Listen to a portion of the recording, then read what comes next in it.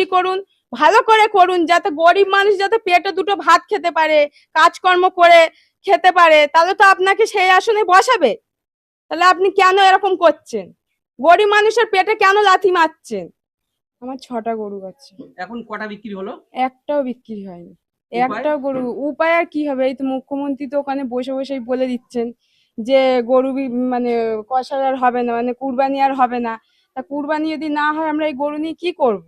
আমরা বাচ্চা কাচ্চা মানুষ করব কি করে? পড়াশোনা শিখাবো কি করে? আমরা পেটের জ্বালা আমরা খাবো কি করে?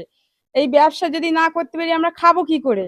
আমাদের স্বামী সন্তান সব কি ভেসে যাবে, গলায় দড়ি দিয়ে মরবে। আমাদের এই গরুগুলো একদম দুধ নেই।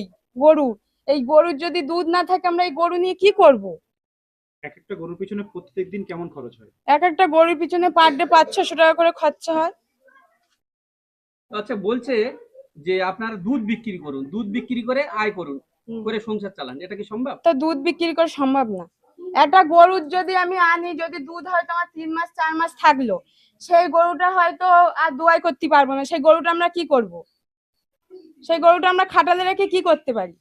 ও গরু তো রেখে কোনো আমরা মূল্য পাবো না। তা আমরা যে দুটো গরু যে এনে দুধ দোবাই করব, আবার যে ব্যবসা কারবার করব, তা তো হবে না। ও গরু এনে কিচ্ছু হবে না। হয়তো 3 মাস 4 মাস দুধ হলো, এবার বসিয়ে কে খাবে? আমাদের নিজেদের পেট চালাবো না গরুর খাওয়াবো? অতদিন বসিয়ে রাখবো কি করে? আপনার কি বাজারে কোনো দেনা আছে? দেনা রয়েছে। আমার 4-5 লাখ টাকা দেনা রয়েছে।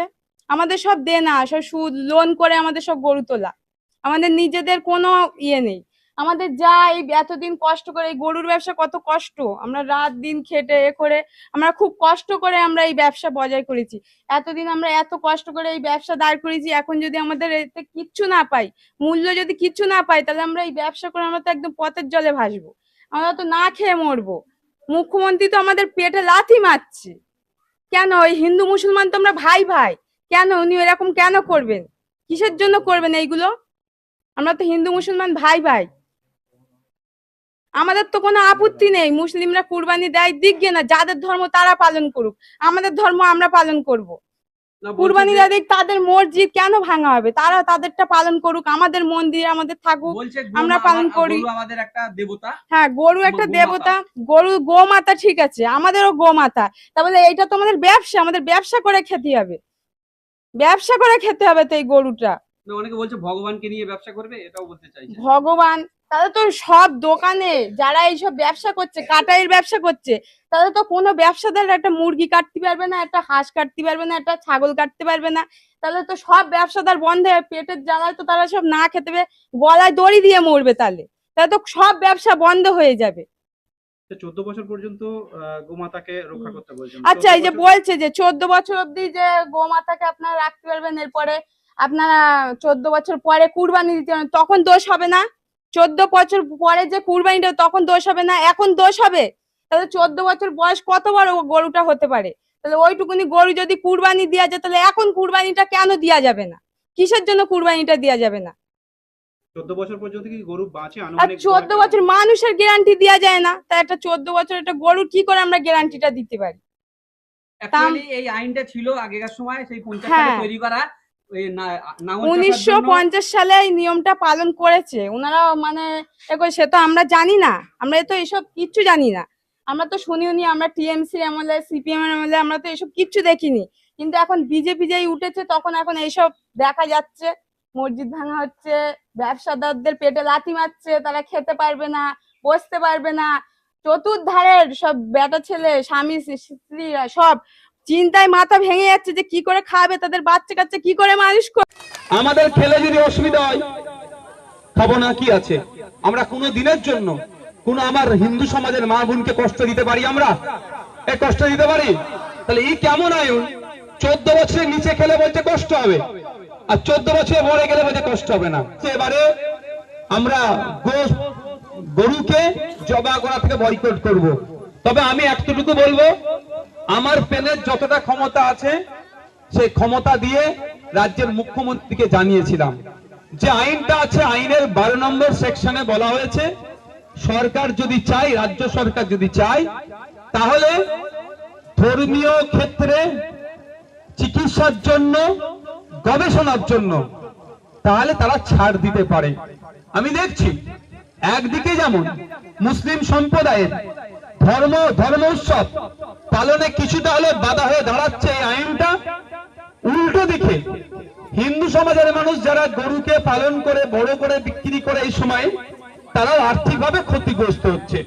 আমার হিন্দু সমাজের মানুষরা আর্থিকভাবে না ক্ষতিগ্রস্ত হয় এবং মুসলিম সমাজের মানুষেরা যাতে ধর্মচরণে কোনো না বাধা হয়ে দাঁড়ায়, সেই জন্য সেকশন 12 কে রিল্যাক্সেশন বা সেকশন 12 কে মান্যতা দেওয়ার কথা বলেছি, এখনো কোনো সাড়া আসেনি।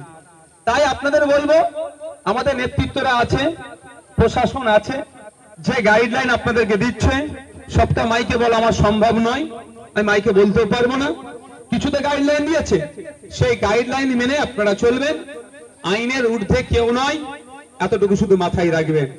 আইনের ঊর্ধ্বে আমি নয়, আপনিও নয়, কেউ নয়। আইনকে মেনে চলতে হবে। তবে এই আইনকে যে তৈরি করেছে তাকে আমি অসম্মানিত করব না, এতটুকু কথা আজকে বলে যাই। এই এখন কি হচ্ছে যে পশ্চিম বাংলায় 14 বছরের নিচে গরুকে জবা করা যাবে না, কিন্তু পশ্চিম বাংলা থেকে 14 বছরের নিচে জবাই করে বিদেশে পাঠানো যাবে বকলমে, এটাও আমি বন্ধ করব। তার জন্য কোর্টে যাব, একটু আজকে বলে দিলাম। আমি কদিন আগে বলেছিলাম কুরবানির পরে একটা খেলা খেলবো। অনেকে যদি গো হত্যা বন্ধ করতে হয় তাহলে পশ্চিম বাংলার 14 বছরের নিচে উঁচুতে নয়, টোটাল গরুকে জবা করা যাবে না। পশ্চিমবঙ্গতে যেমন এখান থেকে জবা করে বা বিদেশে এক্সপোর্ট করবে, মাল তুলবে, ওটাও করতে দেওয়া যাবে না।